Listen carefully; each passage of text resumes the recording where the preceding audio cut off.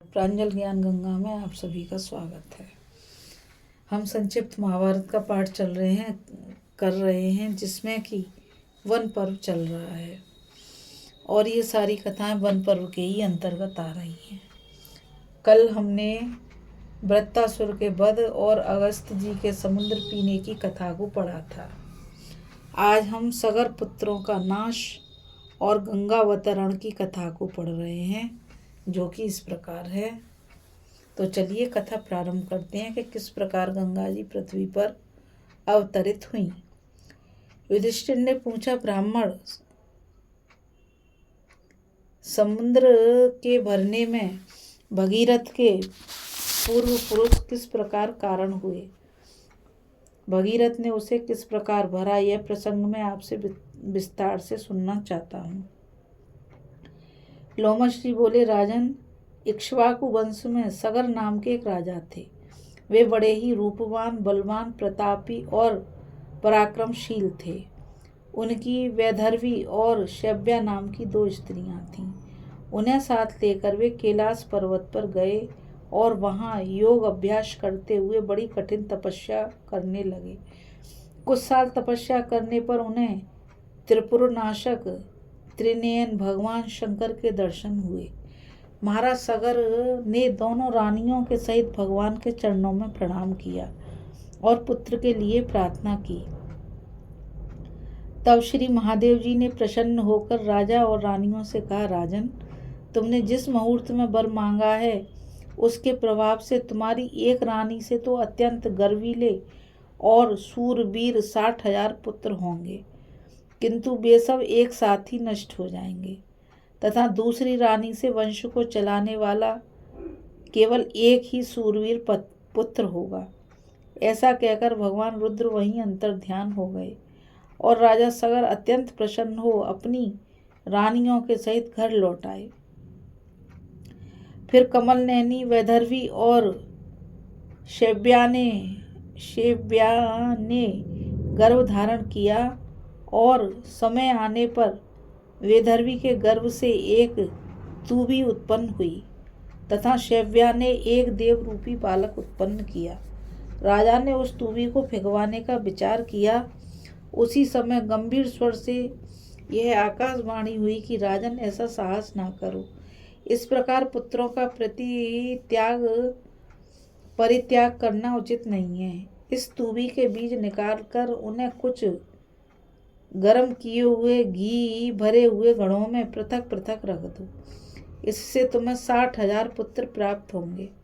आकाशवाणी सुनकर राजा ने वैसा ही किया। उन्होंने तूबी का एक एक बीज एक एक घृतपूर्ण घट में रखवा दिया और प्रत्येक घड़े की रक्षा करने के लिए एक एक दासी नियुक्त कर दी। बहुत काल बीतने पर भगवान शंकर की कृपा से उनमें से अतुलित तेजस्वी 60,000 पुत्र उत्पन्न हुए।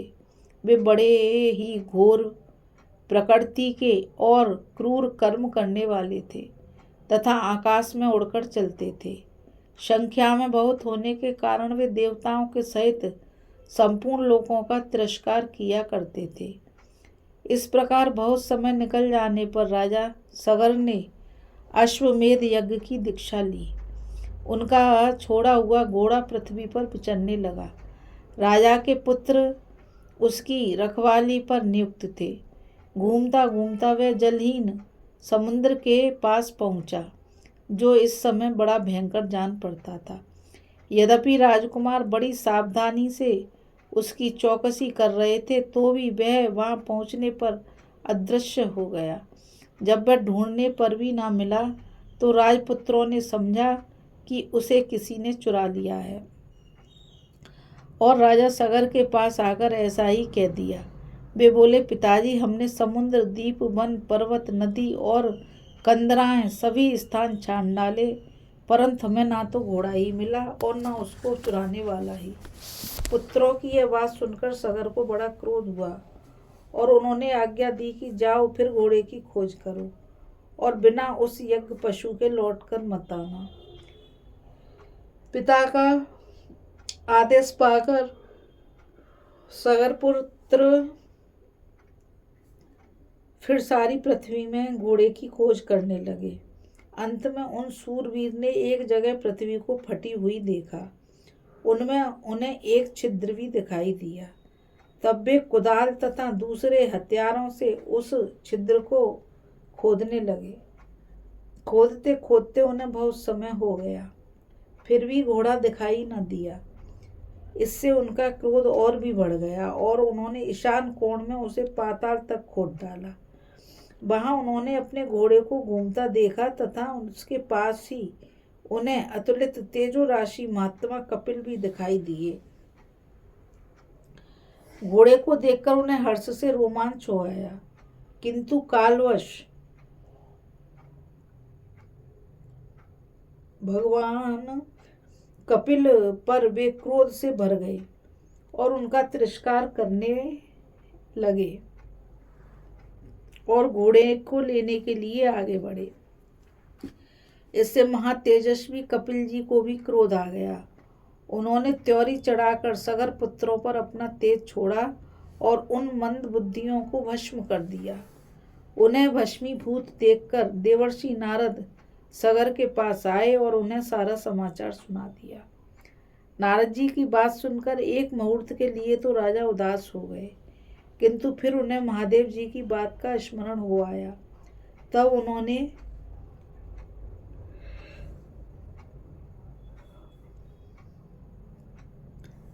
अपने पुत्र असमंजस के पुत्र अपने पोते अंशुमान को बुलाकर कहा, बेटा, मेरे अतुलित तेजस्वी 60,000 पुत्र कपिल जी के तेज से मेरे ही कारण नष्ट हो गए हैं तथा अपने धर्म की रक्षा और प्रजा का हित करने के लिए मैंने तुम्हारे पिता का भी परित्याग कर दिया है। युधिष्ठिर ने पूछा, तपोधन लोमश जी, राजाओं में श्रेष्ठ सगर ने अपने औरस पुत्र को क्यों त्याग दिया? लोमश जी बोले, राजन, महाराज सगर का शेब्या के गर्भ से उत्पन्न हुआ पुत्र असमंजस नाम से विख्यात था। वह अपने पुरवासियों के दुर्बल बालकों को रोने चिल्लाने पर भी गला पकड़कर नदी में डाल देता। इससे सब पुरवासी भय और शोक से व्याकुल रहने लगे। एक दिन राजा सगर के पास आकर हाथ जोड़कर कहने लगे, महाराज, आप हमारी शत्रुओं के शासनादि जनित संकटों से रक्षा करने वाले हैं, अतः इस समय असमंजस से हमें जो घोर भय उपस्थित हो गया है उससे भी हमारी रक्षा कीजिए। पुरवासियों की बात सुनकर महाराज सगर एक मुहूर्त तक उदास रहे और फिर मंत्रियों को बुलाकर इस प्रकार कहा, यदि आप लोग मेरा प्रिय करना चाहते हैं तो तुरंत ही एक काम कीजिए, मेरे पुत्र असमंजस को अभी इस नगर से बाहर निकाल दीजिए। राजा के आज्ञा अनुसार मंत्रियों ने तत्काल वैसा ही किया। इस प्रकार महात्मा सगर ने पुरवासियों के हित के लिए अपने पुत्र को निकाल दिया था। सगर ने अंशुमान से कहा, बेटा, तुम्हारे पिता को मैं नगर से निकाल चुका हूँ। मेरे और सब पुत्र भस्म हो गए हैं और यज्ञ का घोड़ा भी मिला नहीं है, इसलिए मेरे चित्त में बड़ा खेद हो रहा है। तुम किसी प्रकार घोड़ा ढूंढ कर लाओ जिससे मैं यज्ञ को पूरा करके स्वर्ग प्राप्त कर सकूं। सगर की बात सुनकर अंशुमान को बड़ा दुख हुआ और वह उसी स्थान पर आया जहाँ पृथ्वी खोदी गई थी तथा उसी मार्ग से समुद्र में प्रवेश किया। वहां उसने उस अश्व और महात्मा कपिल को देखा। तेजोनिधि परमर्षि कपिल के दर्शन कर उनसे प्रणाम किया और उनकी सेवा में वहां आने का प्रायोजन निवेदन किया। अंशुमान की बात सुनकर महर्षि कपिल बहुत प्रसन्न हुए और उससे बोले, वत्स, मैं तुम्हें वर देना चाहता हूँ, तुम्हारी जो इच्छा हो मांग लो। अंशुमान ने पहले वर में यज्ञीय अश्व मांगा और दूसरे वर से अपने पितरों को पवित्र करने की प्रार्थना की।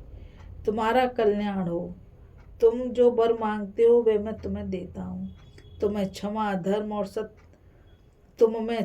धर्म और सत्य विद्यमान है। तुमने सगर का जीवन सफल कर दिया और तुम्हारे पिता भी पुत्रवान गिने जाएंगे।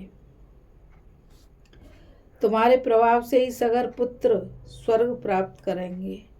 तुम्हारा पुत्र भगीरथ सगर पुत्रों का उद्धार करने के लिए महादेव जी को प्रसन्न करके स्वर्ग लोक से गंगा जी को लावेगा। और यह अज्ञेय अश्व जो तुम प्रसन्नता से ले जाओ। कपिल जी के इस प्रकार कहने पर अंशुमान घोड़ा लेकर राजा सगर की यज्ञशाला में आए।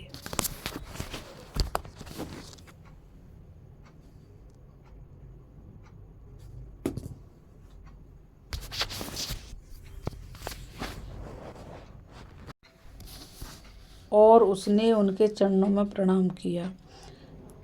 राजा सगर ने अंशुमान का सिर सूंघा तथा यह जानकर कि घोड़ा यज्ञशाला में आ गया है, उन्होंने पुत्रों के मारे जाने का शोक त्याग दिया। उन्होंने अंशुमान का बड़ा आदर किया और अपना अधूरा यज्ञ पूरा कर दिया। इसके बाद बहुत दिनों तक राजा सगर ने अपनी प्रजा का पुत्रवत पालन किया। अंत में अपने पुत्र पर राज्य का भार छोड़कर स्वयं स्वर्ग सिधारे। महात्मा अंशुमान ने भी अपने पितामह के समान ही समुद्र भूमंडल का पालन किया। उनके दिलीप नाम का धर्मात्मा पुत्र हुआ। उसे राज्य सौंपकर अंशुमान भी परलोकवासी हुए। दिलीप को जब अपने पितृगण के विनाश की बात मालूम हुई तो उनके हृदय में बड़ा संताप हुआ। वे उनके उद्धार का उपाय सोचने लगे और गंगा जी को लाने के लिए भी उन्होंने बहुत प्रयत्न किया, परंतु बहुत चेष्टा करने पर भी वे सफल न हो सके। उनके परम ऐश्वर्यशाली और धर्मपरायण भगीरथ नाम का पुत्र हुआ। उसे राज्य पर अभिषिक्त कर दिलीप वन में चले गए और वहां कालवश तपस्या के प्रभाव से स्वर्गवासी हो गए। महाराज राजा भगीरथ महान धनुर्धर, चक्रवर्ती और महारथी थे। उनके दर्शन मात्र से सब लोगों के मन और नयन शीतल हो जाते थे। जब उन्हें मालूम हुआ कि कपिल जी के कोप से उनके पितृगण भस्म हो गए हैं और उन्हें स्वर्गलोक की प्राप्ति भी नहीं हुई है, तो वे बड़े दुखी हुए और अपना राज्य मंत्री को सौंपकर तपस्या करने के लिए हिमालय पर चले गए।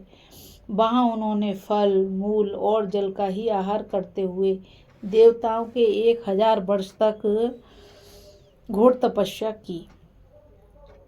1000 दिव्य वर्ष बीतने पर महानदी गंगा ने उन्हें प्रत्यक्ष दर्शन दिया और कहा, राजन, तुम मुझसे क्या चाहते हो? बोल गंगा मैया की जय। बताओ मैं तुम्हें क्या दूं? तुम जो कहोगे वही करूंगी। गंगा जी के इस प्रकार कहने पर राजा ने उनसे कहा, हे वरदायिनी माँ, मेरे पितृगण महाराज सगर के 60,000 पुत्र घोड़ा ढूंढने के लिए निकले थे। उन्हें भगवान कपिल ने भस्म करके यमलोक में भेज दिया है। हे महानदी, जब तक आप अपने जल से उनका अभिषेक नहीं करेंगी तब तक उनकी सदगति नहीं हो सकती। उन सगर पुत्रों के उद्धार के लिए ही मैं आपसे प्रार्थना करता हूँ। लोमश जी ने कहा कि राजा भगीरथ की बात सुनकर विश्ववंदनीय गंगा जी ने उनसे इस प्रकार कहा, राजन, मैं तुम्हारा कथन अवश्य पूरा करूंगी, इसमें संदेह बिल्कुल नहीं। किंतु जिस समय मैं आकाश से पृथ्वी पर गिरूंगी उस समय मेरा वेग बहुत असह्य होगा। तीनों लोकों में कोई ऐसा नहीं है जो मुझे धारण कर सके। हाँ, एक देवादिदेव नीलकंठ भगवान शंकर अवश्य मुझे धारण करने में समर्थ हैं।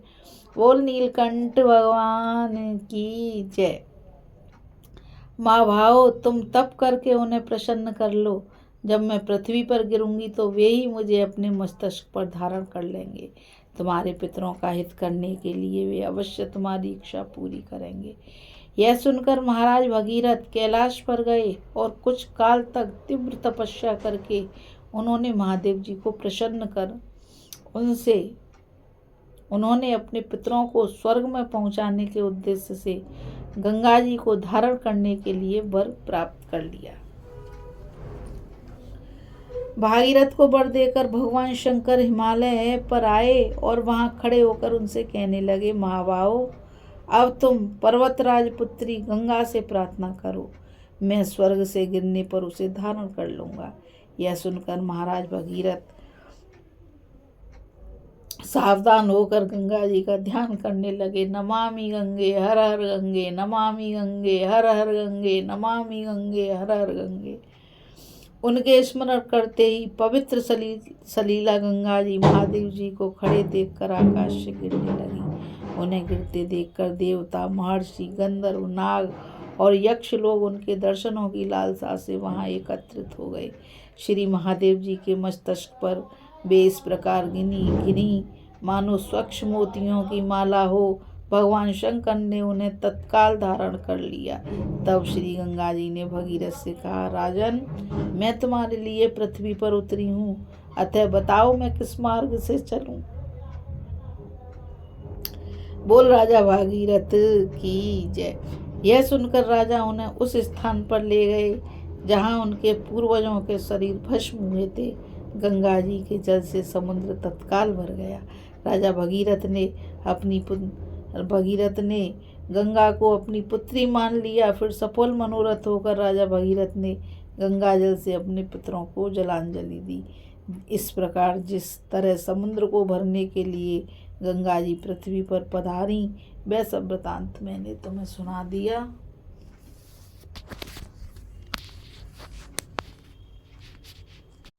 इस कथा में बस इतना ही। अभी हम सगर पुत्रों का नाश और गंगा जी की पृथ्वी पर आने की कथा को पढ़ रहे थे कि किस प्रकार गंगा जी स्वर्ग से पृथ्वी पर आईं। और अब हम आगे शिष्य शृंग का चरित्र पढ़ेंगे। शिष्य शृंग नहीं, ऋष्य शृंग का चरित्र पढ़ेंगे। इस कथा में बस इतना ही। और मुझ गीता रावत को आज्ञा दीजिए। कल फिर मिलेंगे नई कथा के साथ। और मैं आप सभी से बस यही कहना चाहूँगी कि आज गंगा माँ पृथ्वी पर आ गई। हम सब ने आज गंगा माँ की कथा को सुना कि किस प्रकार से भगीरथ गंगा माँ को इस पृथ्वी पर लाए और अपने पुरखों को उन्होंने मुक्ति दी। और मैं आप सभी से यही कहना चाहूँगी कि ऐसी अद्भुत कथाओं को अधिक से अधिक लोगों तक पहुँचाने के लिए आप इस चैनल को ज़्यादा से ज़्यादा लोगों तक शेयर कीजिए और लाइक कीजिए, सब्सक्राइब कीजिए, ताकि ये अमूल्य ज्ञान अधिक से अधिक लोगों तक पहुँच सके। राधे राधे, जय श्री कृष्णा, नमस्कार।